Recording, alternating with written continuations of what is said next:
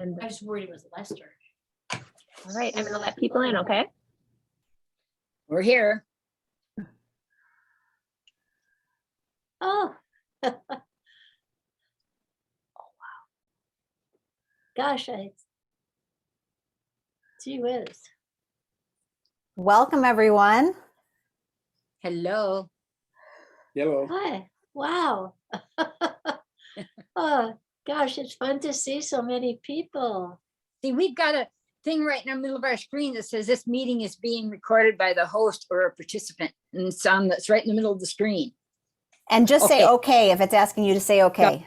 Gotcha. Yep. We're here. So welcome, everyone, to our Coleman Reunion event. My name is Lee. I'm Sarah's book coach. I've been helping her with her book, The Farmer's Lawyer. I'm in town from Connecticut. I'm sitting physically in Bismarck, North Dakota with Sarah tonight. And we're so glad you're here. If you want to use the chat to tell us where you're zooming in from, I'm sure we have people from all over the country tonight. And I'm going to be helping to host tonight's event as you're going to meet some of the real people and hear their incredible stories from the book, The Farmer's Lawyer. So Sarah, do you want to kick us off with a few words about what tonight means?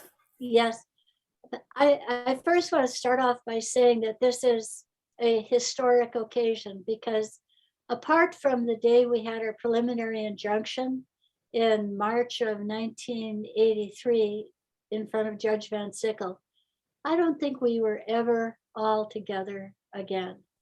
That was it.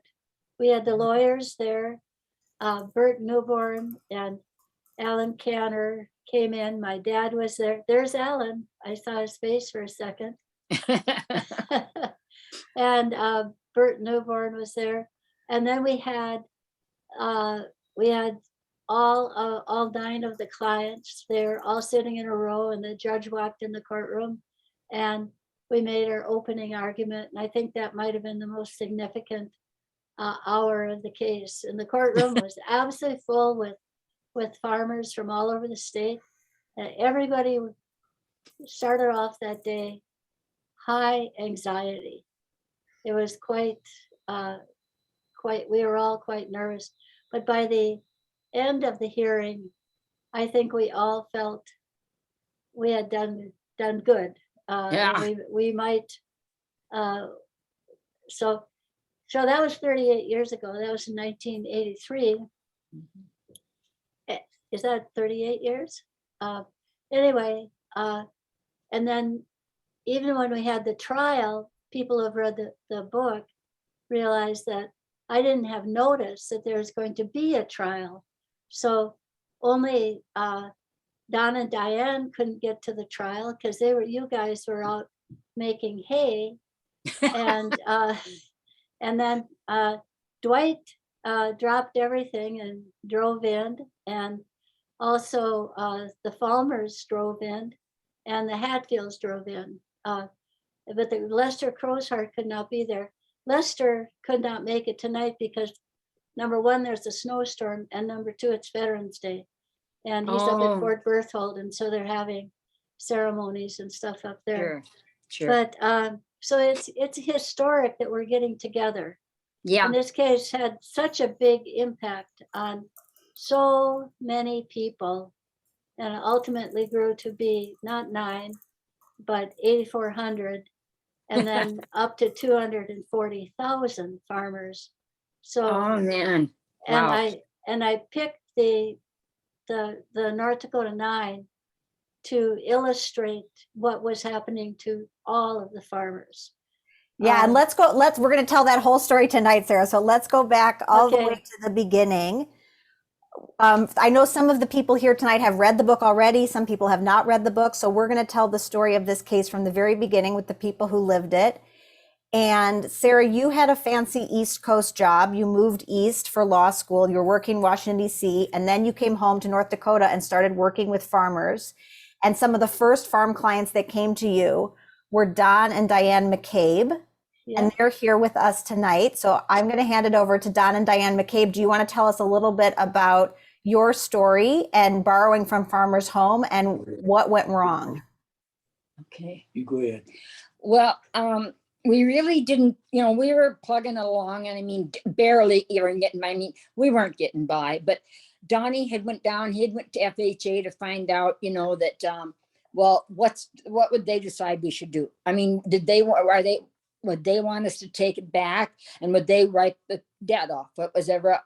And the county supervisor sat right there, and he looked right at Don. He says, no. He said, what we'll do, he said, if you don't pay it, your kids will pay it, and your kids' kids. So Don came home just in an uproar. He said, I told him BS. He said, I'll pay for my mistake. You're not taking my kids with it. So that's when we decided we had to do something. I mean, we had to find somebody that could do something about this, because there's no way we could leave those, this happened.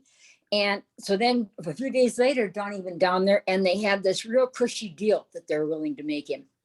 And so he come home, and he told me what it was. And I said, well, let's go back and see what they say, because I wanted to hear it. Well, so we went back. Don called him and said, can Diane come and listen to this? And, they kind of hinted at hard, Bob, but we went, and we had bought a little tape recorder at that time, and I had it in my purse to take along and listen. And we walked in the office, and we sat down, and we started to talk about it. And right away, the county supervisor said, no, Don had that mistaken. No, that was mistaken. That was never said. And Don says, it was too. Why would I make something like that up? But anyhow, the meeting was probably a half hour, and with all this, no. We come home, went to play the tape recorder, complete nothing. Just they had zapped for some reason they zapped the tape recorder. They had put a lock on the tape recorder buzzer, so we didn't get that taped at all. So then we just, I don't know, somehow or other we got to talk to Sarah, and she says something about, well, a lot of farmers are having trouble. She says, maybe what we need to do is get farmers together and start something that all of you can work with. So that's when I decided, well, I'll put an ad in our county newspaper. If anybody's having trouble with FHA, to call this number.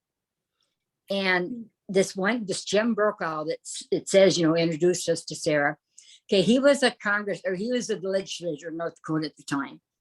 And he knew a good friend of he knew a real good friend of ours from Adrian. So he called this good friend, and he says, what kind of people are they? He said, are they making this up, or do they deserve this? And that guy said, if there's anybody in the world that deserves to make a living on a farm, it's those two. So then he would come with us. He joined right away with us. And from then on, we moved forward. Yeah. Sarah, can you tell us a little bit about the background of what this was going on? Because that seemed really important, that Don and Diane thought they were alone, but this was actually happening to a lot of farmers. So what was happening in the 80s to farmers who borrowed from Farmers Home Administration? Well, there were high delinquencies, but the Farmers Home Administration was managing those high delinquencies. But when Ronald Reagan was elected, he appointed David Stockman as the director of OMB. And David Stockman imposed a 23% delinquency reduction goal on the Farmers Home Administration. And they had to get this 23% fewer delinquencies by the following March. And the only way to do that, it seemed, was to force farmers either into liquidating everything and paying off the debt, or foreclosing and paying off the debt. So there was just a crash of delinquents, acceleration notices and threats, and what they call voluntary liquidations, which were basically emptying out the bank account, telling the farmer they couldn't get any money from their crops or their cattle or their dairy cows, and starving them off the land. And then that was to pressure them to quit. And then the loan would no longer be deemed a delinquent loan, and they would make this quota. So there was the McCabe's were not alone. There were many farmers out there, but they weren't necessarily aware of it. And I remember when they came in to see me, I think, Diane, you had never been to Bismarck before. Well, I had been, but not where you lived. You lived down there along the river, and I'd never been to that part of Bismarck. So yeah, I've been to Bismarck, but Okay, not very often. yeah. So we talked quite a while, and they told me what was happening to them. And I basically emphasized that they were not alone, and they did have options. They had a right to appeal, they had a right to a hearing. They were supposed to be offered a Which we knew deferral. nothing about. Yeah. So, Yeah. and then they were, the McCabe's were absolutely trusting of the farmer's home. I think you guys did whatever they said. And you got a lot of bad advice from them. Yeah, apparently. Yeah. And so the conversation was basically where I was telling the McCabe's, as I recall my notes, basically telling them that they had options. They had the right to apply for deferral. They did not have to just up and quit their farm because somebody from Farmers Home told them that. And they didn't want to quit. They had kids. They wanted to stay farming. They're dedicated farmers. So they made quite the impression on me. And we worked together then for quite a while. Oh, Yes, yeah. we were. Yeah, Yeah. we were. Yeah, you made quite an impression on us. Well, when you actually said that living expenses were top priority, we were shocked. We were literally shocked about that. Yeah. Because we were told instead of them letting more of our, we wanted to have them release more of our milk check. And they said no, but they said if things are tight, we just go apply for food stamps. And Don got so mad. He said, we produce the damn food for this country. Why should we have to go and stand in line and get some from somebody else? Yeah. So that's what's really got him up in the air. Yeah. It was, that was the top priority, was in the regulation. Yep. The top priority for the income was supposed to be family living and farm operating expenses, which would be for things for electricity, feed, Yeah, food for the they family. didn't look And at it that way. Yeah. no, the goal was to starve the farmers out. Mm-hmm. And they did a good job of it. Yeah. So Diane mentioned that the three of you and more farmers started organizing together, and part of the impetus for that was this case in the summer of 1982 in Georgia that really fired Sarah up. You want to tell about this, the importance of the Curry case? Oh, you're talking to me? Yeah. Yeah. Sure. The Curry case was brought by an attorney in Georgia named Martha Miller. And she brought a class action, and it asked that the judge halt all foreclosures until the Farmers Home Administration offered farmers the right to apply for a deferral that was laid out in a 1978 law, 7 U.S. Code annotated 1971A. I'm pretty close, and they had a wonderful judge, and he agreed with the farmers and said they needed to be offered a deferral before foreclosure could occur. So he halted foreclosures in Georgia as a class action, and he ordered Farmers Home to issue regulations allowing farmers to apply for deferral. And by the way, there was another law that USDA was implementing, almost word for word identical, that covered home loans, and they were following that law. So why would they follow the law for home loans and not follow it for farmers? So Yeah. the judge, Judge Sirica, no, sorry, never mind. So the judge ordered them to issue regulations. So we were pretty happy. That was in May of 82. So I wrote to the Farmers Home in North Dakota asking if they were going to follow this. And he said, no, Yep. that applies only to Georgia. So that's kind of when we were beginning to realize we had to bring a North Dakota case. And one of your ideas for fundraising a North Dakota case was to have a hoedown. Yeah. And I remember, Diane, wasn't there a band from your town? Yep. Yeah. What was we had that band called? Yeah.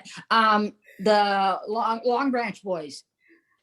That's what it's, yeah, they were there and they played. And we had made food, and sold food, sold pop and that kind of stuff.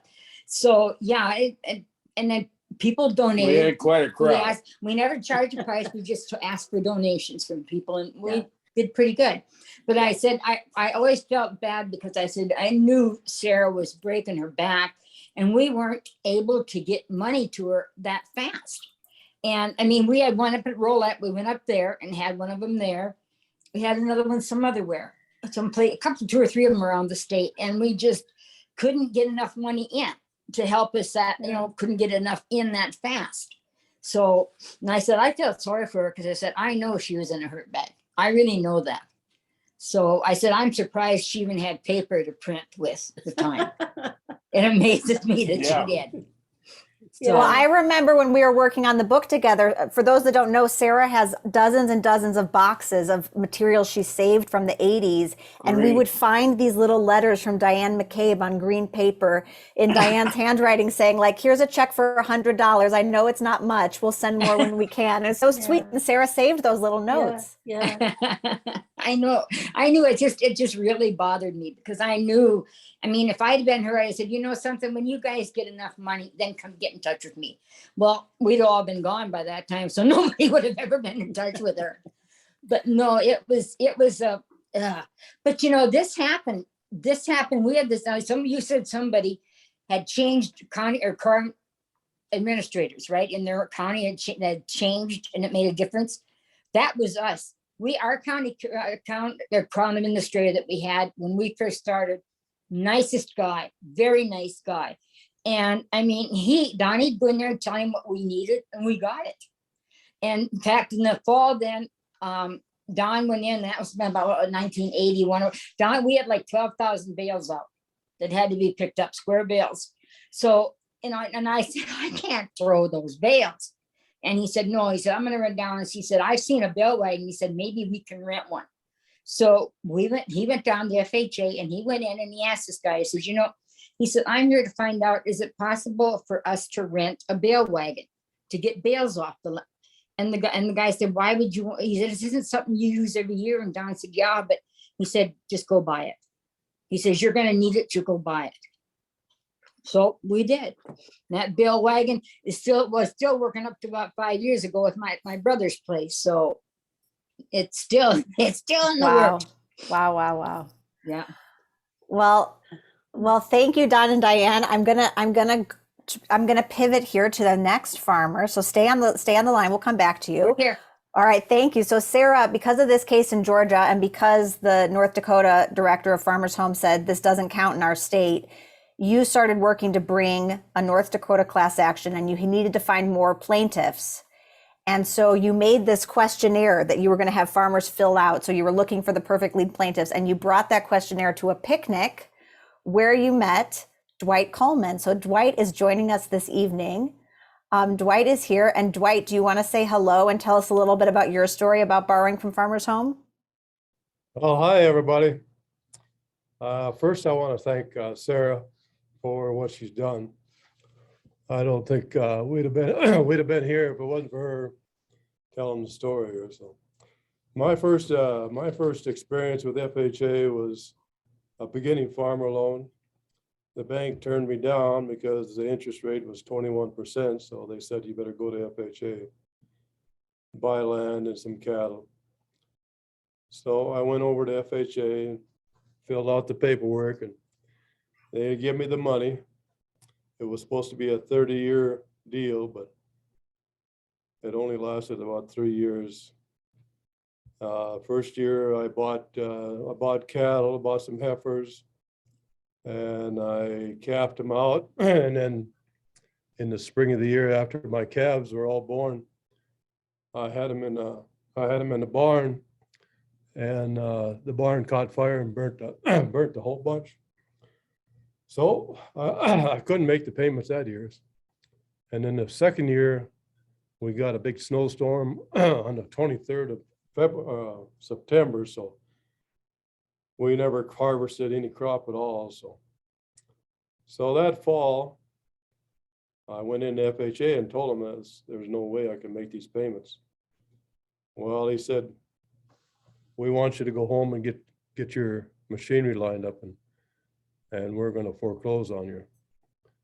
And well, I said, well, isn't there something else you can do? No, he said, there's not much else. You can appeal it if you want to, but you're kind of wasting your time because the guy that voted to foreclose on you is in charge of the appeal. Well, I said, well, that's kind of putting a fox in the hen house. Well, he said, there's nothing else we could do for you. So I kind of left the FHA office in a kind of a heated demeanor. So I got home and I called Byron Dorgan's office.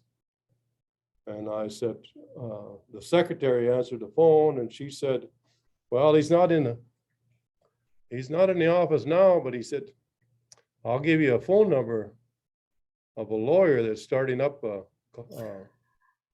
getting together with farmers to see what they can do. And lo and behold, it's Sarah Vogel's phone number. So that's the first time I was in touch with Sarah. And she said, well, you come to Wolford, North Dakota. We're having a big meeting. So that's where I started with Sarah. That's great. Sarah, do you want to talk a little bit about this flaw in the appeals process? Oh, it was more than a flaw. It was the way it was set up is there was a very hierarchical organization, state director on top, district director, county supervisor. And the county supervisors would be the ones dealing with the farmers, district directors over the county supervisors, and then the state director over the district directors. And like if there's a real estate foreclosure, the state director said, I want to foreclose, and he would sign the document. And then the hearing officer would be a district director who worked for the state director. But if it was, we're going to take away your cattle or your crops, your tractors, the chattel security, it would oftentimes be the very person who had decided to shut the farmer down would also be the hearing officer. So that guy who told Dwight it would be useless to appeal, it was telling the truth, because it really was. They never, to my knowledge, reversed a decision once made, even if it was 100% wrong and you could prove it. So we were trying to implement the deferral, but in the process, I and the farmers are being educated about how awful the appeal process was, how it deprived the farmers of a fair hearing officer, how decisions were made that they could not overturn, the bias and just the way the whole thing worked. It was a complete opposite of the way it ought to be by a federal government. People were supposed to be following the Constitution. So that soon became part of the process, is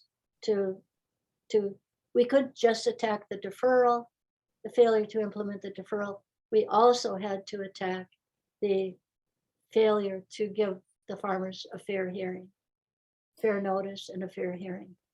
And there was one detail when you met Dwight at the picnic, there was one detail he told you about when his loans would be due that just really made you mad. Yeah. He got the notice, and it said that he had to pay all of his loans in full. These are the chattel loans, all the loans in full in 15 days. And it was sent on December 10th. So 15 days was like Christmas Eve.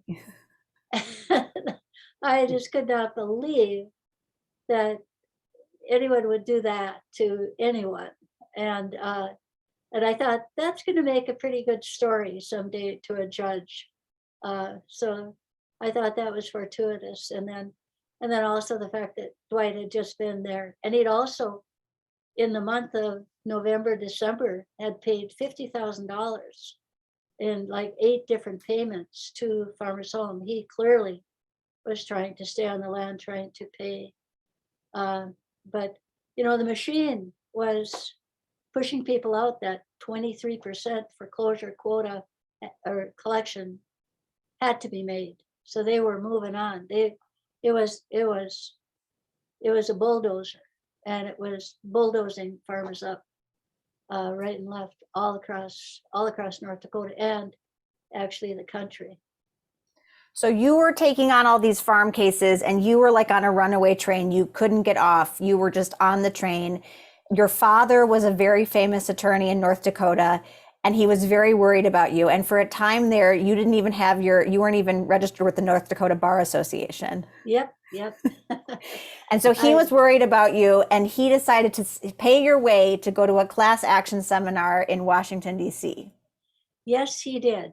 And it was a very good thing that he did, because I didn't know, I had never done a trial. I never filed a lawsuit, but I knew that it needed to be a class action.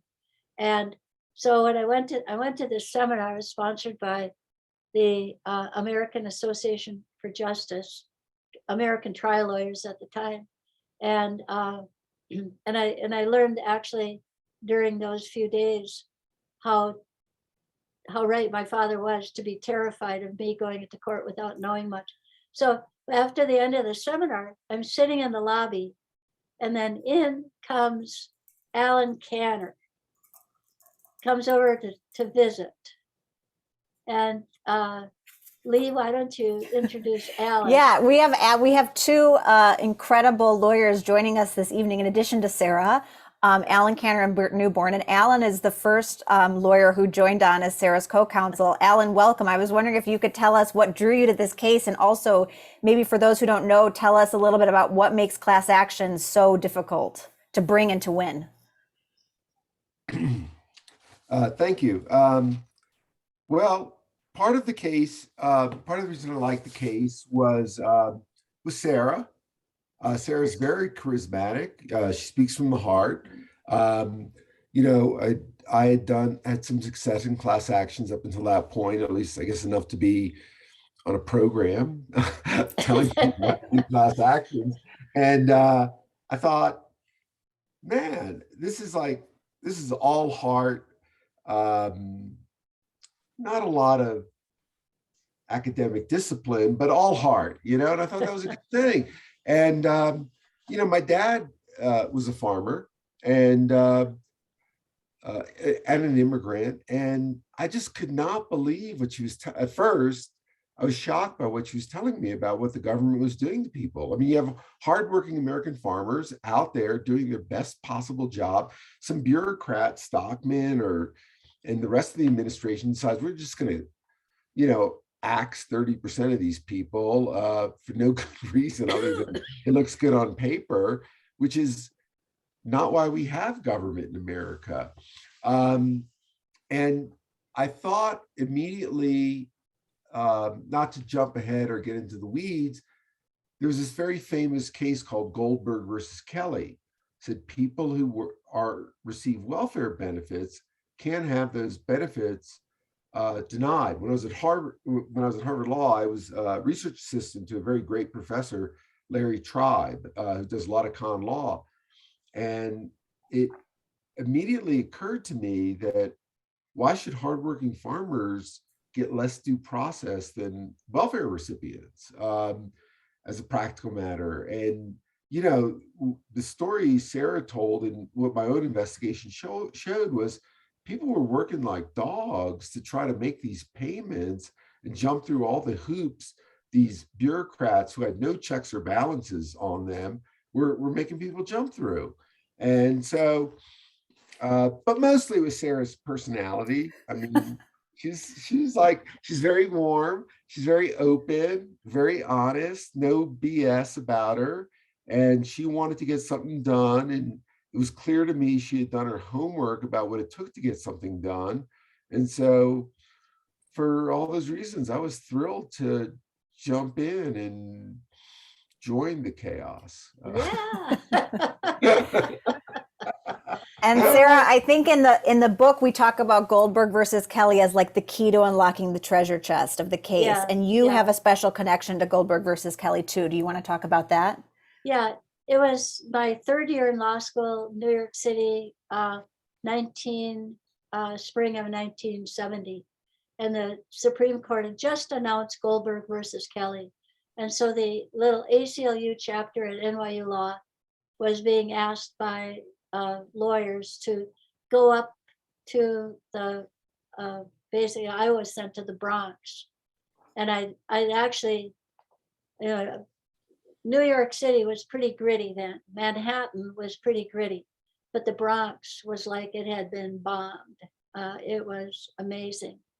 And so it was to go up there and meet with somebody who had been taken off the home assistance and food assistance and told, they took them off those programs. And then they said, and you can have a hearing in 60 days. Well, 60 days or 30 days, the person was going to be out of a home. Children are going to be, Hungry. it was hungry. Yes. So it was absolutely awful. And when I was walking down the street toward the courthouse to turn in the papers of this woman I'd met with, there was a woman sitting on a stoop, which is steps. We always call them steps, but New York, it was a stoop. I think it's Dutch. I think that's where it comes from.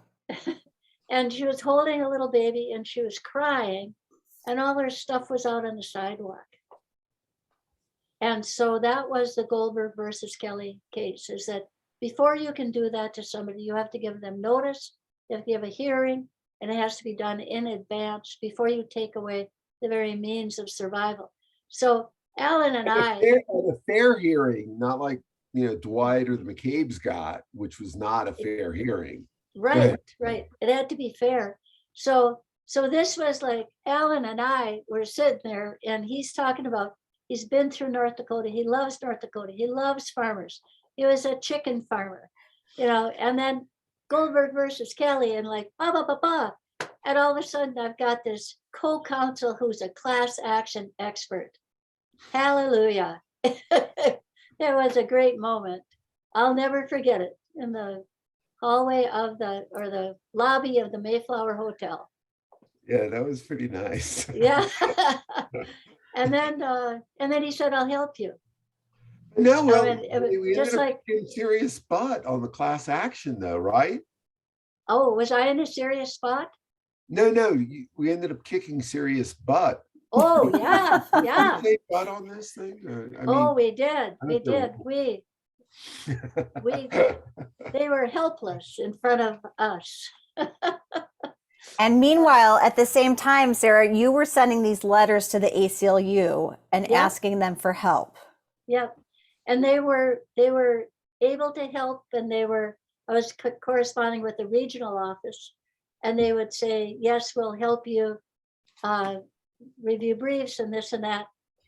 And then on the day I lost my house, et cetera, moved to Grand Forks, living in my parents' basement, I was in the office on my first day there, and I got a call from Bert Newborn, who is also. And Bert is here tonight. Welcome, Bert. Yeah. Do you want to tell us a little bit about what drew you to Sarah's case and how the stars aligned with your own priorities at the ACLU at the time?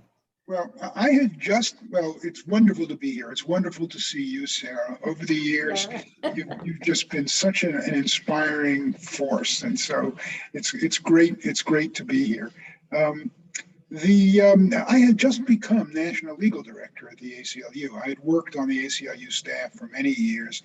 I was teaching at NYU, and I took a leave when Ronald Reagan got elected president. I took a Yeah. leave. I took a leave from teaching to go back full time at the end at the ACLU to try to defend as much of the gains that we had made up until that time against what I knew was going to be a strong counter reaction.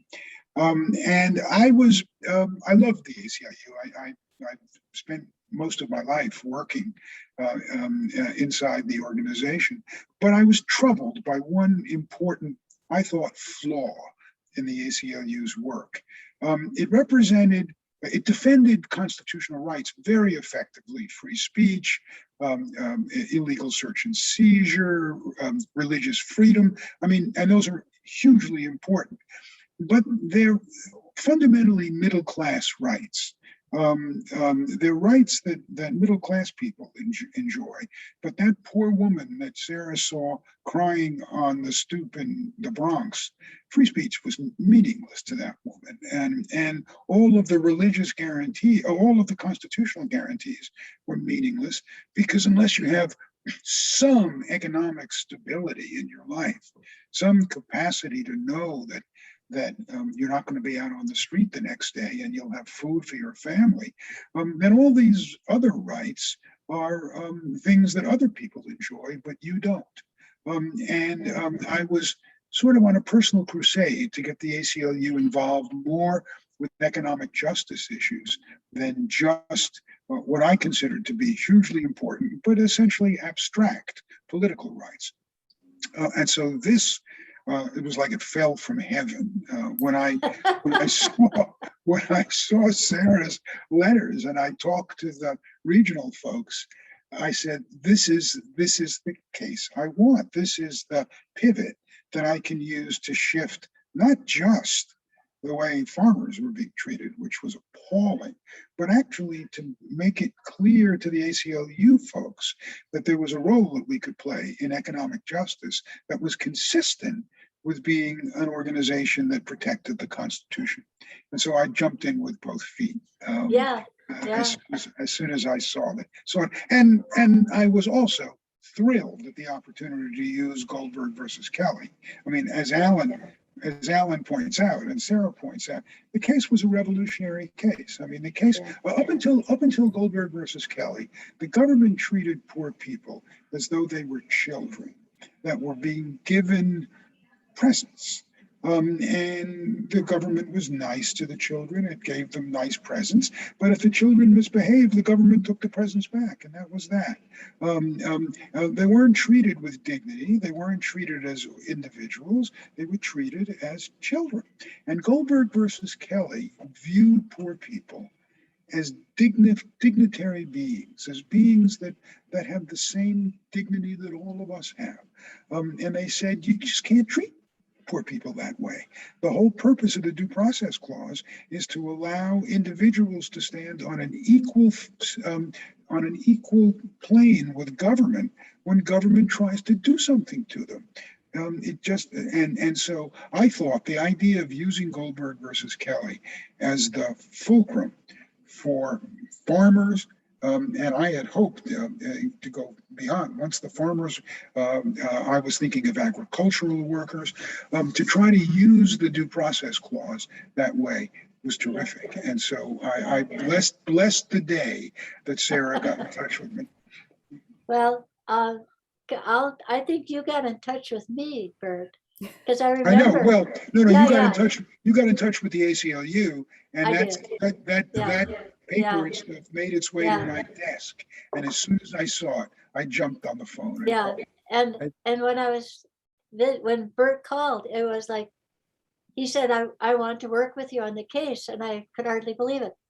I said, you mean work with me on the case? Yes, I want to be on the case. I want to be a lawyer on the case. It was like, oh my God, it was a dream come true, because the ACLU's got muscle. You know, that was serious muscle. And no, we never would have gotten a national class action without Bert. We would have gotten a North Dakota class action. Exactly. Yeah, that's a great story. The way Sarah, this is actually Sarah's strategy, and I adopted it very quickly. I called it the Nibble Strategy. What she did is first she nibbled at the judge on behalf of some very, very sympathetic individual plaintiffs. And then she said, wouldn't it be a good idea if all the farmers in North Dakota were treated that way? And when the judge took the hook and said, yeah, that sounds like a nice idea, she then said, well, what about everybody else in the country? Shouldn't they all be treated that way? And so she did it in 3 steps, 3 simple steps. And by the time it was over, we had a national class action, which was a very rare creature and a very potent weapon. Yeah. I remember, Alan, you saying to me that you did research and there had never been a national class out of North Dakota before. Correct. So this must be the first then. Yes, it was. But I don't think Bert, Sarah, or I had any fear about that because, you know, it's the law that governs, not the origin of the suit. It's just that for all the political activism that North Dakota has enjoyed over the decades, back to Sarah's grandfather, Frank's dad, you know, but it was really, it was amazing. And we had a great judge who's passed away, who really did a lot of good things for people. He like an absolutely marvelous judge. He was a marvelous judge. This guy had a intuitive sense of justice. He didn't care. You know, he didn't want me to, or he didn't want Alan, he didn't want Sarah to talk to him about high theory and all sorts of stuff. He wanted to talk about what the just thing to do was. And I thought to myself as I was standing there in this North Dakota courtroom, if this guy was given an admissions test, he wouldn't pass it to a lot of elite institutions. And yet he was one of the best judges I was ever before because he had a heart that understood justice and a brain that made it work. And it was just great. It was just wonderful. It was a privilege to be before him. Yeah. Me too. I mean, he was the U.S. He had been the U.S. attorney before he became a federal district judge. And, you know, all these guys from Washington showed up against us, you know, looking to take Sarah's scalp or whatever. And they were all like, oh, Judge, you're one of us, really? I mean, we're like the federales and whatnot. He could have cared less. He just wanted to do what was right. Yeah. Thank God for judges like that. You know, this case was something like the story of David and Goliath. You know, Goliath had all the swords and all the everything and all the money and all the lawyers and everything else. But Sarah, she was on the side of right. No, that's true. Can I tell you, everybody, how I decided to go to Judge Van Sickle? I had just left Bismarck and moved to Grand Forks, 280 miles. And I had the case pretty well ready to file. And I asked my father, where should I file it? How about across the street, you know, Northeast District of North Dakota? And he said, no. And I said, well, what about Fargo? And he said, no, can't be in Fargo, can't be before Judge Benson. And I said, and he said, it has to be in Bismarck, has to be with Judge Van Sickle. And I said, but Dad, that's 280 miles. I mean, I didn't, he just said, it has to be before Judge Van Sickle. He is your judge. You do not want Judge Benson. And that my dad used to say, he didn't put in a lot of time on the case, but he said that 15 minutes where he told me that we had to go to Judge Van Sickle was the best. That set the course for the whole case. Yeah. Yeah. And I want to get to the dramatic trial, but first, as you were assembling your North Dakota 9, and Judge Van Sickle coined that term, at the last minute, you had 7 lead plaintiffs and you were looking for Native American lead plaintiffs. Do you want, Lester Crowsheart couldn't be with us tonight, but do you want to talk a little bit about why you were certain that you needed to have Native American plaintiffs on the case too? Yes, I had heard that the delinquency rate within the Native American rancher community was even higher than it was amongst the white farmers. And I knew that they had been treated even worse. And there's a long legacy of federal mistreatment of Native Americans. So I wanted to have a Native American client. Also, in one of my jobs on the East Coast, I'd been head of the Equal Credit Opportunity Act enforcement, and I knew how Farmers Home discriminated against Blacks and minorities and women. And so it was important to me. So I remember Donnie and Diane were instrumental because, well, first of all, we sort of did the farmer grapevine, but I didn't hear back. And then Donna and Diane, I called Donna and Diane, and they said I should talk to a guy by the name of Monty Haugen. And I talked to Monty Haugen, and Monty Haugen was going up to Fort Berthold, where there's been ranching for several thousand years. And the next day, I got a call from Lester Crowsheart, who had a long, long legacy of ranching and farming. And so quite a bit of the book goes to the history of Native American farming and ranching. So Lester and Sharon were the 8th and the 9th of the lead plaintiffs. And I should also explain how the North Dakota 9 came about. It's on the title of the book. It was many years after the case was over. I was invited to lunch by Judge Van Sickle, and he was writing an article, and he wanted me to check and see where the lead plaintiffs were and write an appendix to his article. And he called them the North Dakota 9. And I said, why the North Dakota 9? Who are the North Dakota 9? And he just twinkled, and he had the bright blue eyes, he twinkled. And he said, well, I've been calling them the North Dakota 9 because they reminded me of the Chicago 7. Because the Chicago 7 were sticking up for the Constitution, and they had their crazy hair and their crazy clothes and their crazy tactics. But the North Dakota 9, Dwight, the McCabe's, and the rest of them, in their quiet North Dakota farmer way, were just as radical and advocates for the Constitution. So that's where that came from, and I just love it. They were the North Dakota 9. And all 9 lead plaintiffs and Alan and Bert were all at the preliminary injunction hearing, which I think was in April 1983. So that's the last time everyone was in the same room together. Does anyone have any memories of that hearing that they want to share? It was wild. It was just great. I mean, it was wonderful having all the clients there. They were fully engaged. There's something about the legal system. Here's a lawyer representing you, so your personality is taken out of the case. But the courtroom was packed, wasn't it, Sarah? It was. And people knew what was riding on it. It was really a thing of beauty for a lawyer, to be a part of that. We were the advocates, but in a lot of ways, by their presence, our clients were the advocates. Yeah, I had a strong sense when I was in the room, and I didn't do much at this hearing because I actually listened to the judge and watched him interacting almost emotionally with the plaintiffs. And there was a visceral connection between the judge and the plaintiffs, with Sarah being the principal link. And I said to myself, at this point, it's over.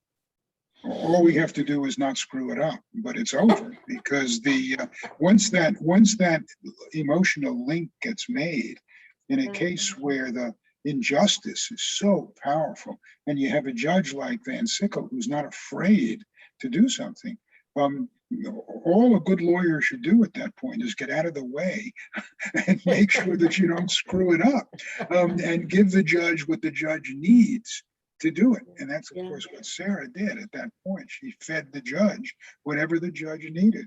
But all of my careful analytical histrionics that I had worked on, and I don't need it. I don't need it. It's all going to work out. Yeah, I felt that day, well, the night before, I think I had gone around the room and I tried to talk my dad, Alan, Bert, everybody else into going in and making the argument, because I'd never done that before. And everybody all told me I could do it. So, but I remember that day, it was so easy to talk to Judge Van Sickle. Because he was looking out, and I could feel the room behind me, the farmers behind me, and the lead plaintiffs were lined up. And I introduced Sarah, don't give all the credit to Judge Van Sickle. I mean, the fact that Van Sickle reacted the way he did is because you set a stage that he couldn't ignore. I mean, you, by putting together what was a genuine North Dakota mosaic of farmers, hardworking people that Van Sickle knew and respected, and making sure that you did all your homework in getting the stage set is what made it work. Once I've had too much experience with lawyers who short circuit that, who think the game is all about them. So they don't really put together the kind of fact-based, human-based case that you did. And then they find out that the judge isn't interested because you haven't engaged him. You did, textbook work in putting that together. And you could see it in that first preliminary hearing. You could just watch it. It was like effervescence. I mean, you could see the bubbles coming up, and everything was working. Rule 101, and Bert's exactly right. Rule 101 of the advocacy in courtroom is concrete always beats abstraction. So, you could walk in the court and you can talk about, fundamental rights and this and that. On the other hand, you could present, as Sarah did, facts about people and their struggles. And Van Sickle got right away that North Dakota is not an easy place. It's never been an easy place. He got right away that these are people who were the right people who were playing by the rules and trying to do the work that was necessary, and the government let them down, where government really ought to have supported them or helped them in some way. And I think it was that recognition that what the McCabe's had gone through, that what Crowhart had gone through, that what Dwight Coleman had gone through, was exactly what we want Americans to be doing, and yet the government still pulls out the rug. I mean, I think to a large extent, he responded also to the personality of the plaintiffs and the hard work and struggles of the plaintiff, and said, why is government making this so hard for people to get by? Yeah. What do you think, Sarah? I think that's right. And he grew up in the 30s. Judge Van Sickle, his father had been a farmer, and he'd also been in the military. And, he'd been in the legislature. So I think he had a profound sense of justice. And then we were also helped along because when the government lawyer came in, this was ridiculous. The government lawyer came in and he got in a big snit. He said, I don't want to be sued. I want to sue people. I want to be the one suing, and I want them to dismiss their case, and then we'll foreclose on one farmer, and we'll get all these issues handled. One farmer in the Western District and one farmer before Judge Benson. And it was like, no, you don't get to say we don't get to sue you. It was really the lamest approach. but he was like whining that we had sued the federal government. He was quite upset by it. That's my memory of the argument of the government, which was a gift. It was just a gift. I mean, I would defer to your memory and Bert's, but I thought the guy who showed up to argue for the government was like one of the worst lawyers I ever saw. Yes. Terrible. I mean, you know, whatever doubt or concern I had that somebody might like stick a shiv in you, I mean, was gone when I listened to that guy. Yeah. So Yeah, I'll just chime in for a second and say when Sarah came to me wanting to write a book, she said she wanted to write a John Grisham legal thriller. And so there were many moments where I said, we have to tone down how much you love the judge and how you're sure you're going to win the case, because then it's not a legal thriller. We'll give too much away. So for those of you who've read the book, we tried to keep it dramatic and suspenseful. Which way is the judge going to go? In order to hide from the reader the outcome. But by all accounts, Judge Van Sickle was the perfect person for the case. So as of that hearing, everything was going well. Everyone was feeling positive. The judge was responsive. You and your nemesis, the other attorney, Gary Anir, had a meeting with the judge, and you decided, Gary Anir, you decided that the rest of the case would be on paperwork and one more hearing, and then you got a fateful phone call. yeah, that was a shocker, because it was I've been working on more briefs. The judge had told me basically he didn't want any more briefs, but I didn't listen. But I had more and more briefs, and ready to drive to Bismarck for the final hearing. And I get a call from the judge's clerk. And I thought, he's calling me because he doesn't have this big last brief yet. And I said, don't worry, I'll have it to you tomorrow morning. I'll drop it off in the morning. And he said, no, I'm not calling about the brief. I'm asking which witnesses you're going to bring to the trial tomorrow. And I didn't know there was going to be a trial. And I go, oh, I'll bring my clients. I'll bring my lead plaintiffs. And that was that. And then I called Bert. I ran across the hall, asked my dad if he could come with me, because I've never done a trial. And this is what lawyers wake up with nightmares, that you wake up in the middle of the night, you go, oh my God, I got a trial tomorrow and I'm not ready. Well, that night, I learned I had a trial the next day, and it was basically a double cross, because that is indeed what the judge had said. That was in the record. But actually, I blamed myself for years not knowing the difference between a hearing and a trial. So I called, I asked my dad if he could. He couldn't, he had a trial. I called Bert. Well, why don't you guys? But then I called Alan, and Alan said he could come. And he was going to rush to the airplane and be on the plane and be in Bismarck in the morning. It was like, great. And then I got a call back from Alan. Take it away.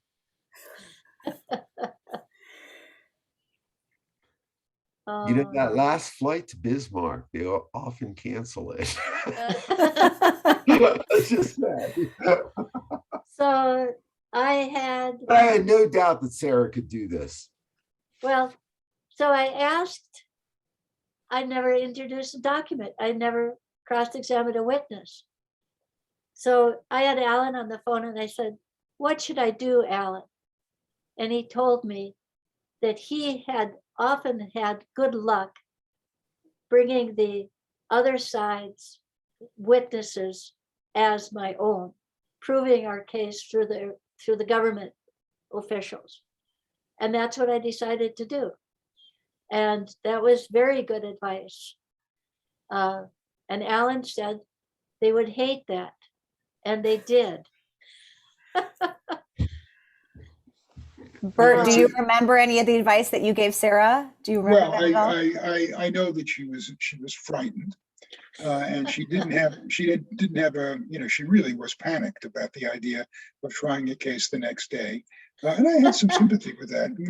I remembered as a young lawyer worried about my first couple of trials. But I gave her a pep talk. I gave her a very strong, because I was convinced that first, Sarah constantly downplayed her abilities. I knew that she could do this. And I knew that that she would be a natural in court because she would operate on a conversational level that was down to earth and understandable, and she wouldn't stray from the keeping an eye on the prize, on actually what the justice requires in the case, and that I knew that Van Sickle would help her. I just knew it. I knew that good judges, when they have an inexperienced trial lawyer before them, they don't beat up on the inexperienced trial lawyer. They help. And that Van Sickle was exactly the kind of judge before whom Sarah would flourish. And Alan's tactic about calling the defense witnesses first was just simply brilliant. I do the same thing myself. They're not ready for it. They don't expect it. They think what's going to happen is they're going to be led through their testimony by a friendly lawyer. Yeah. And then they're going to be cross-examined, but it'll be after they get their stuff in just the way they want to do it. And if you jump the gun and call them first, and they don't have their friendly lawyer to lead them through the testimony, they panic. Yeah. And I've seen it over and over again. And this was a classic example. So Alan gets the tactical credit, and Sarah gets the credit for actually pulling it off. She did it, and they collapsed. Yeah. Dwight, what do you remember about Sarah preparing you? There's something about sincerity that counts in a courtroom. Okay, jurors and judges can see if you're sincere, if you're honest and straightforward. And that was one of Sarah's great strengths, was that she was straightforward, sincere, and really cared.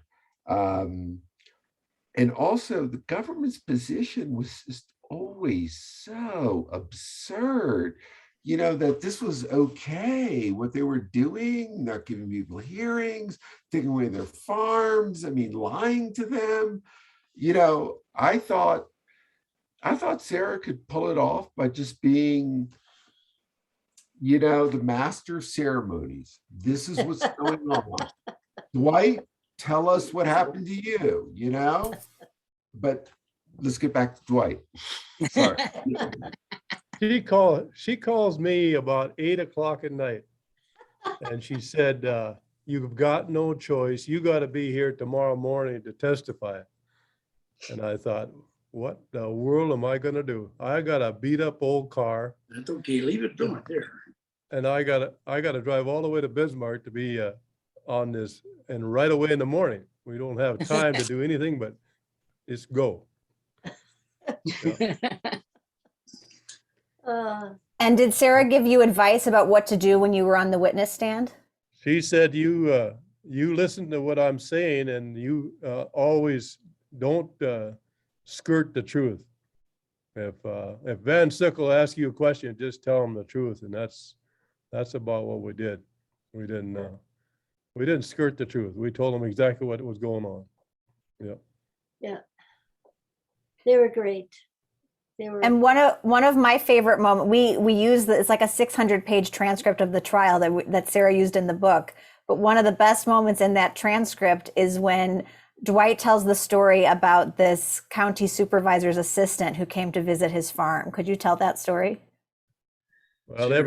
Every year that you're in FHA, you have someone come out and they want to count all the cows, all the bulls, all the calves, look at your machinery, everything like that. So I told Van Sickle, I said, they come out to count my cows, and And as they were going through the lane, this guy from FHA, he said, boy, that's an awful big cow. He said, well, I said, it should be. It's a damn bull.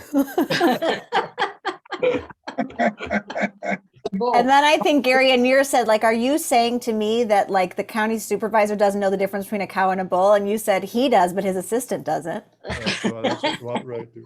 I think, honestly, for the record, I think Sarah really enjoyed kicking Gary and Neer's butt. I did. That's my personal opinion. Yeah, But Van Sickle treated Sarah pretty well, because he knew that Sarah was on the side of right. He knew that this thing was FHA was way out of balance and way out of there was no justice according to the FHA lawyers. yeah. There were some very emotional moments during the trial, and some very kind of funny ones too. And my brother Frank is on as well, and our father was revered in North Dakota, and the other judges liked him, the law clerks liked him, the lawyers liked him, and I was lucky. I mean, but this time they usually have sort of a clerk of court who sits there and keeps track of all the documents, and another one who's the stenographer, and then and they were two brothers, and very like my dad, very liked our dad very much. And so I didn't know how to introduce a document. You have to walk over, you get it marked for identification, you have to walk back, you have to show it to the opposing counsel, then you have to take it back to where the clerk is and give it a number, and then you can talk about it. I had no clue. So the clerk of court is making and they don't show up in the transcript because it's all nonverbal. It's like, come over here. And then he would like hold up a paper, like, okay. And then he would like, go there. And the other guy would like, come here. And then he would stamp it, then go there. It was like, and I just wandered around, and those guys, and then I got the hang of it, like by day 2. But we did get all the documents in, but my dad got there the 3rd day. So I was alone for 2 days, like all day long, this trial. It was tough. It was so tough. But this is a lawyer thing. This was, so the last day they pulled somebody that I had not deposed. I did not know what he was doing, what he was saying. He brought up a report I never heard of before. And it seemed very wrong to me. And I wanted to stop it. So I leapt to my feet and I said, I object. And Judge Van Sickle said, on what basis? And I said, it's not true. And, at this point, lawyers die, because like, you just don't do that. And then Judge Van Sickle knew I didn't know what I was doing. But he didn't want to get it in either. So he said, well, perhaps it is Rule 1008, and perhaps it would be. So he like created the objection, and then he upheld the objection. He said, I uphold the objection. I was like, oh, good. It was the kindest thing ever. But it was amazing. But he could not believe the stories the clients told. He could not believe it. And That was the key. You never lived it. yeah, and like the dialogue that he had with Dwight was just amazing, because I think he started it by saying, aren't you underwater? And Dwight said, go ahead, Dwight. Oh, you go ahead. No, you do it. Resume. Well, that's the first time I ever been to a courtroom, so I was expecting the lawyer to do the talking, but Van Sickle, he was he was talking to me all the time and asking me Yeah. questions instead Yeah. of letting Sarah do it. So it's Yeah. kind of a neat deal there. Yeah. Yeah, Yeah. He knew what was going on. That's for sure. Yeah, I he- think he said to you, Dwight, he led you in a direction to say you still thought you had a chance at this. If you could just keep doing it, you could dig yourself out yourself. That's what you wanted to do. Oh, sure. Yeah. Yeah. And another one of our clients who passed away was Russell Falmer. And Russell Falmer had been falsely accused of conversion or theft. Like he falsely accused of having sold cattle that were mortgaged to farmers owned. Absolutely false, just a reckless accusation. We had disproved it at the hearing level, and they brought it up again at court. And They attacked they- the character of all of the plaintiffs, didn't they? yeah, they did. They tried to show it, say everybody was a shady character, a bad farmer, hopelessly in debt, could never dig out. It was like, it went like that. But Judge Van Sickle was so appalled at the treatment of Russell Falmer. And then we had done a very big appeal, like, I don't know, 50-page appeal with disproving all the accusations against Russell Falmer. And the county supervisor had lied on the stand. And anyway, Russell was up there and he had the letter that was the end of the appeal. And the letter just said, "We see no reason to change our mind." That was about it. I mean, it didn't respond to any of the arguments. Anyway, Judge Van Sickle leaned over and asked Russell to give him the piece of paper. And he looked at it and he said 3 times, I think, "Is this all you got? Is this all they gave you?" Because by that point, he knew that Russell had been, and Anna Mae, by the way, Russell's widow, is still on the farm. She's 91. Oh, wow. Yeah. Anyway, that was a beautiful moment to Well, I'd love to bring Diane in for a minute. Diane, I remember you telling me, at the time that this was all going on, there was also a movie being made by Jessica Lange called Country. And Jessica Lange used the affidavits of Sarah's clients as inspiration for this movie set in Iowa about a farm family. And Diane, do you remember going to see that movie? Yeah, we did. We were down there and it happened to be playing at the theater. We were in Nebraska and we sat towards the back. And I mean, literally, we were seeing this thing unfold in front of our eyes. I mean, this is what was going on. And it got to the end when they finally got that county supervisor to admit that, yeah, he was wrong.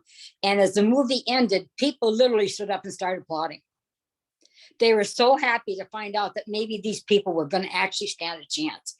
But yeah, it's like living our life over again. I mean, it was just, and I mean, that poor kid that wanted to committed suicide, there was people that close. We did. I mean, they were just close to that, because I know we had a lady call us and she said, "Can you come over and talk to my husband?" And I said, and Don said, "What's going on?" And she says, "I don't know," but she said, "He's been sitting out in his vehicle for hours." She says, "And I'm afraid."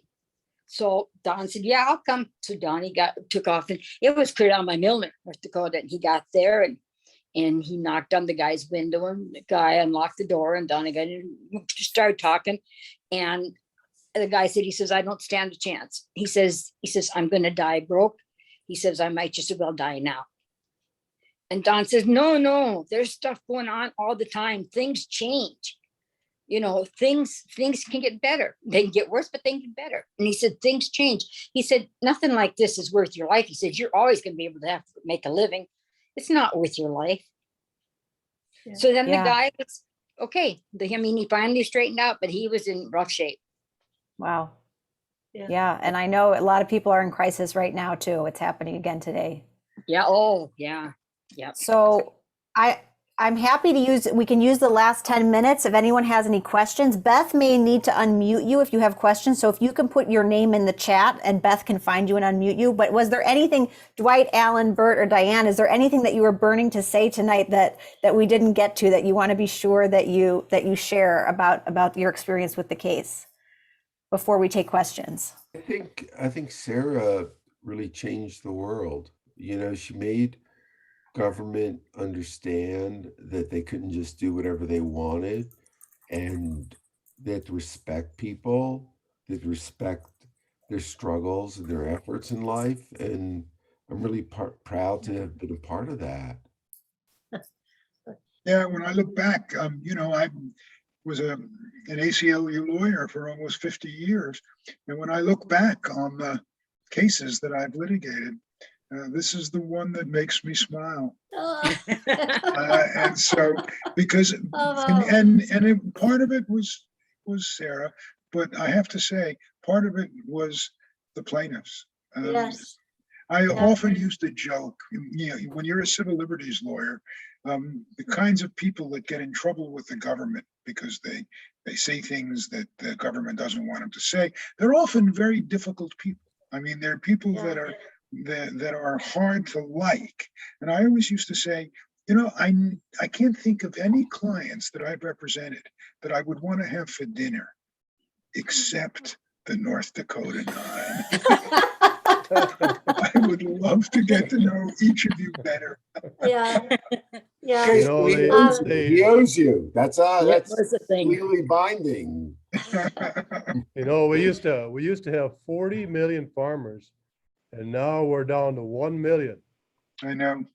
And this Well, pandemic has shown people, especially the government, that they better take care of this million farmers, because that's all they got left.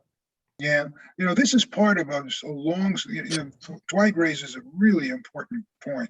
This is part of a long story of the erosion of the family farm, of individual farmers, and putting all our hopes and dreams for agriculture in corporations and large corporations. Because after all, when you think about what the when Farmers Home was foreclosing on all these farms, they weren't giving them to other small farmers. That land was all being bought up by agribusiness, by these huge corporations that became larger and larger and larger.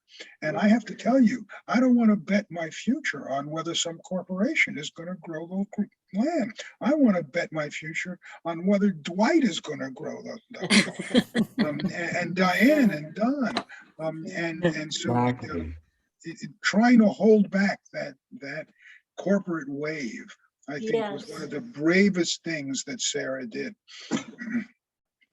But you know, Sarah, we used to go around the country counseling farmers, you know, helping them get their books and stuff ready. And we went out to Steele. There was a kid that called us and said, "Can you go out and talk to my brothers?" And we did. And we were sitting at the table, and it was two young farmers, and they were talking about, you know, what they needed and what stuff. And they, you know, the mother said, "You know, I just don't understand any of this. I don't know how these boys can be in trouble like that. We farmed, and we never had all this expense against us like this." And she says, "Furthermore, what's the big deal with farming? If I want something, I can just go in the store and buy it." And I looked at her and I said, "And your boys farm for a living?" I just could not. I just go in the store and buy it. I thought, how dumb.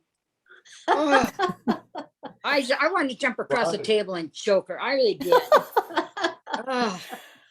I want to say something about, you know, I've gotten a lot of credit here tonight, but when I got down and I got frightened by what I'd gotten into, there was someone would call, often it would be Dwight, and he would say, "Hey, Sarah, how are you?"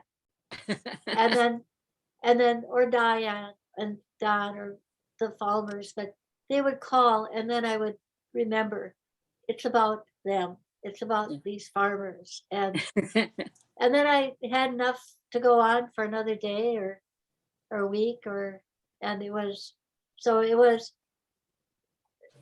the clients held up the lawyers, I would Yeah. say. Yeah. Well, we have a couple questions. The first one is from Dina. Dina would like to know, Dwight and Diane and Don, how are you doing today? Dwight, do you want to go first? How are you?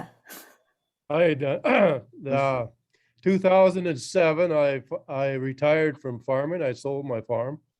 None of the family wanted to farm, so I ended up selling it. And I'm working construction right now. And I spend my winters down south and my summers in North Dakota. Okay, I enjoy every minute. okay, Diane, you're next. Okay, yeah, we left the farm in 91. 88 because we actually were done farming before that, but we left in 88. I went to college at Valley City and got my degree in education, and Donnie went to work in Jamestown. After I graduated Valley City, we moved up here in Fargo, and he started to work for Case. So, and I taught, and I worked at a Clay County courthouse, like I said, for years. So I We're loved it. retired It was now. great. Good. Good. And Andrea, I think you're unmuted now if you would like to ask your question. Hi. Thank you so much, all of you, for coming together and talking about this, and for you, Sarah, for writing this, and Lee for helping bring this book into the world. It's so important. I'm curious, as you kind of started talking about how farming is now, what are things that we can do as people who are not farmers to support farmers, and also hopefully, I guess I'm asking two questions: how we support them in our daily lives, but also what can we do to be a part of larger action as well? One thing I would like to recommend is go onto the websites of, for example, the Farm Aid or National Farmers Union, or tonight we have the representatives of the Farmers Legal Action Group. There are a lot of legal battles going on today and public policy battles. So supporting and learning about what those organizations want. I mean, number one would be like antitrust enforcement. Number two, helping beginning farmers. It's a crisis if we don't get more beginning farmers up. And then we have it's hollowed out. There's a lot of people that USDA defines farmer as somebody who sells more than $1,000 a year in some kind of farm product. And, so there are quite a few of those. And then there's a big hollow where it's the middle-sized family farmers. And then it goes to the very big corporate farms of which Bert was speaking. We have to focus on the middle-sized family farmers and make it possible for them to survive and provide us with the food. And climate change and good water and good food and all of that, and the survival. There's so much interest in how do we revive rural areas? Well, it starts with the farm. And then the farm supports the main street, and then the main street thrives. Yeah, So I would ask your congressman, each one of you, what she or he is doing toward resuscitating the family farm. I mean, that's the backbone of the country. I mean, all of our culture, the culture of the nation, is based on the values of farmers. The idea that we're now a nation without family farmers, as Sarah points out, we have lots of people who do it as a hobby, and they sell about $1,000 or $2,000 worth of merchandise, and we have huge corporations. But there's a hole where the family farm used to be, and that hole can be filled with correct policies. Oh, that's North Dakota just got $1 billion from the U.S. government on this. I don't know what they call it, some program. I'd like to see part of that go to probably the top 10 or the top 5 Farmers Home or Farmers, Future Farmers of America, or a 4-H leader, outstanding 4-H leader or something, and see if we can get some land bought, you know, and set up so these guys can be able to afford to farm, because that's going to be the biggest thing is we're just running out of land that's not owned by farmers. It's going to be owned by corporations. So if we can get, you know, 10 or 15 kids coming out of high school that want to farm and dedicated, I think that's where a lot of money should go to. Mhm. Okay, we have two last questions and then we'll say goodnight. Barbara, please go ahead. Hi, I'm from Missouri, and I worked this farm crisis stuff for about 40 years. But let me just say, and I'm still working on it. I've been a longtime Farmers Union member and was state secretary for many years. But I also worked for the Catholic bishop for 33 years. Yeah. And I was the real life director all those years. And he was just, the bishop I started working for, he was just beside himself with what was happening to our family farmers in the 38 counties, the rural 38 counties of our diocese. But so I just plunged in and worked. I'm retired now, but I'm still working with our state Farmers Union. So this is in response to Andrea, but I also work with a relatively new group called Family Farm Action. Yeah. And its locus is here. And we just had last week 3 days of virtual lobbying, and we must have talked to about 25 staff people from various legislators' offices. So I just want to say this to you. There's important legislation that's afloat right now. And one of them is the Farm System Reform Act. And so here's another thing, Andrea. Stay in touch with Senator Booker, a city guy, a vegan, but he's tremendous. He's just tremendous. And he is a key sponsor for that.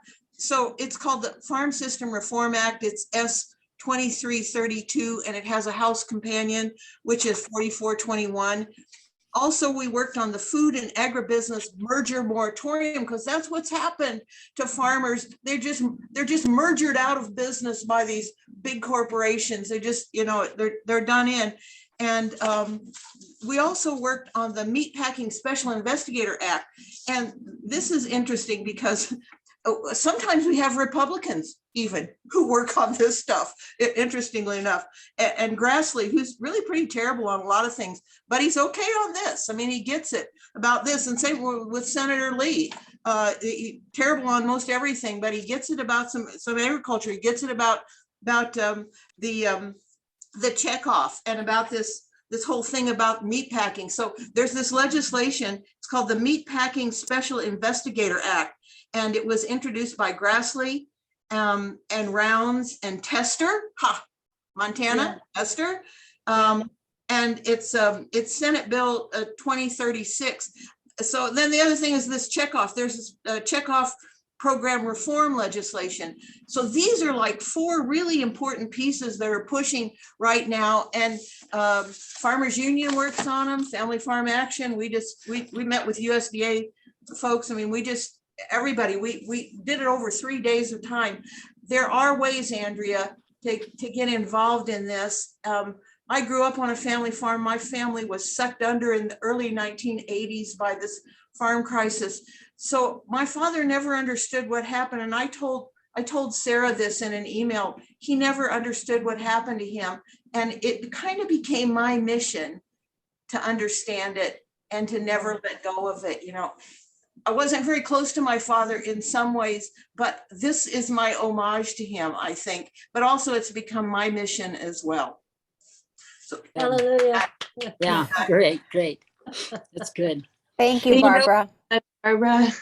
You know, that's another thing with farmers. You know, we're out there, we've got pride. And for us to say, hey, you know, we're going broke or we don't have the money to do this, it's hard. I mean, it's actually saying that, well, we didn't do a good enough job. And you feel really ashamed of it. So you kind of keep it bottled up inside. But, you know, once we actually started this, you'd be surprised how many people that we thought were doing so well weren't doing so well. Yeah. Yeah. Brad, would you like to ask our final question this evening? Sure. I'm Lee's father, and I want to say it's been an absolute privilege tonight in hearing all of you and hearing about all of the wonderful, courageous, persistent efforts that all of you demonstrated through this entire process. I mean, it's extremely admirable. You know, growing up in the 50s, 60s, and 70s, and seeing all the different fights in America, you know, that were civil rights based or whatever. Your fight is extremely unique, and it's an incredible win. And I think hats off and kudos to all of you for having the courage to fight the fight and produce the results that you did. You know, special kudos to you, Sarah, along with all your legal compatriots and everybody else that supported you. And I really enjoyed the personal accounts from all of you as well. You know, Don and Diane, Alan, Dwight, for all of you. Thank you. The question that I have is, through all of this, you were up against insurmountable odds.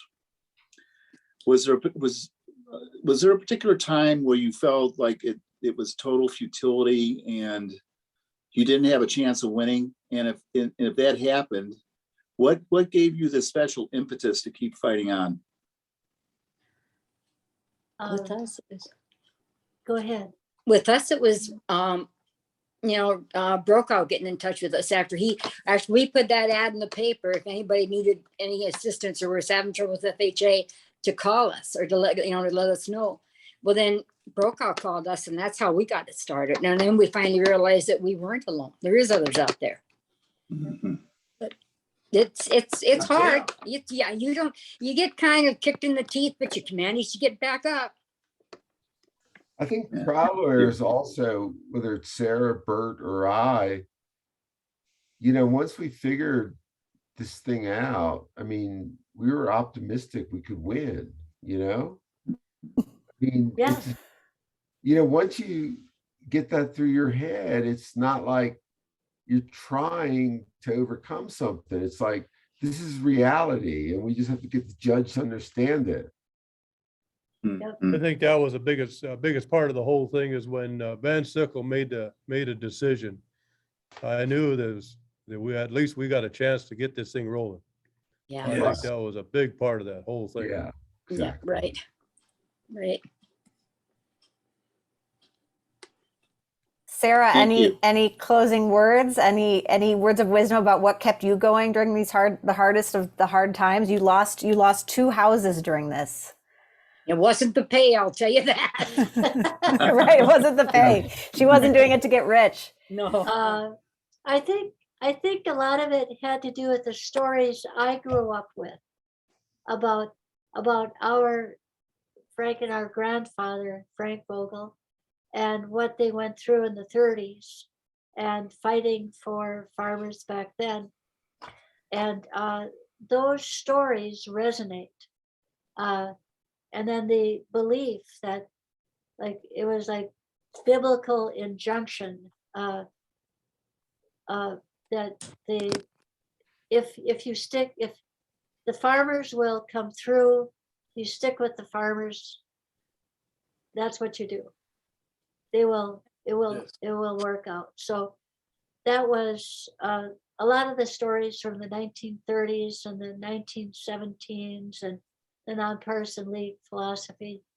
And then knowing too that people had gone through very, very hard times in the 30s and so forth. And yet, they came out of it. So helping the farmers would be worthwhile in the long run and short run too. So. Yeah. So on that note, I think we should say thank you to everyone who came tonight. We Thank are you, recording Sarah. it so that other people who weren't able to be here live will be able to watch it later. So Kay, we'll figure out probably on Sarah's website or in her newsletter, we'll figure out how to share the recording. Thanks and- a lot, everybody. Yeah, Thank thank you. you. Thank you. Hi, Hi, Sarah. Bye-bye. Bye-bye. Bye-bye. Bye-bye. Thank you.